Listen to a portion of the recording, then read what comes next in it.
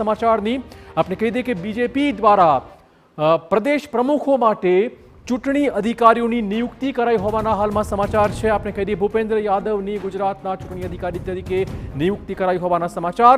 8 જાન્યુઆરી બાદ ગુજરાત આવી રહ્યા છે ભૂપેન્દ્ર યાદવ।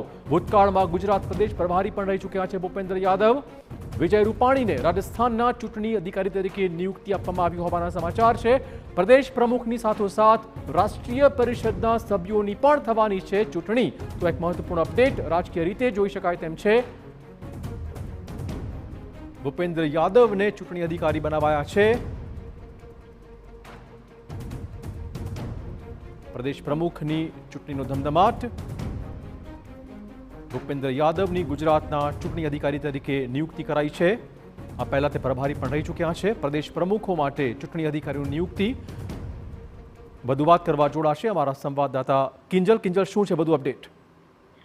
જી બિલકુલ, દેશના જે 29 રાજ્યો છે તેની માટે જે ચૂંટણી અધિકારીઓ છે તેમની નિમણૂક કરી દેવામાં આવી છે કેન્દ્રીય નેતૃત્વ દ્વારા। ખાસ કરીને જો ગુજરાતની વાત કરવામાં આવે તો ગુજરાત સાથે ભૂપેન્દ્ર યાદવનું એક જૂનું કનેક્શન પણ રહ્યું છે।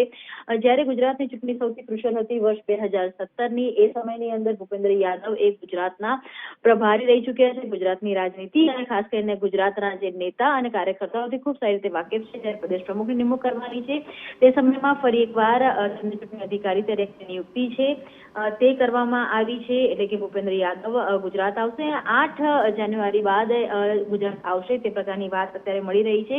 તે સાથે જ પૂર્વ સીએમ વિજયભાઈ રૂપાણી તેમને પણ સતત એક બાદ એક જોઈ શકાય છે કે પસંદગી છે થઈ રહી છે। આ પહેલા જ્યારે મહારાષ્ટ્રની અંદર મુખ્યમંત્રી માટેની ચૂંટણી હતી ત્યારે પણ તેમની ચૂંટણી અધિકારી તરીકે નિમણૂક હતી, ઓબ્ઝર્વર તરીકે કરવામાં આવી હતી અને હવે રાજસ્થાનના ચૂંટણી અધિકારી તરીકે તેમની નિમણૂક છે તે કરવામાં આવી છે।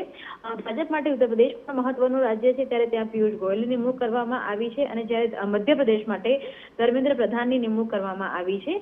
તમામ જે કહી શકાય કે પ્રદેશ પ્રમુખને લઈને જે કવાયત છે તે 8 તારીખ બાદ શરૂ થવાની છે। તે સમયની અંદર ભૂપેન્દ્ર યાદવનો ગુજરાત મુલાકાત 8 જાન્યુઆરી બાદ થઈ શકે તે પ્રમાણેના હાલ સમાચાર મળી રહ્યા। ધન્યવાદ કિંજલ તમામ જાણકારી બદલ। તો 8મી તારીખે ભૂપેન્દ્ર યાદવ ગુજરાત આવી રહ્યા છે અને ત્યાર પછી પ્રમુખોની જે ચૂંટણી છે આખા દેશમાં ભાજપના પ્રમુખોની તેની કવાયત આરંભી દેવાશે।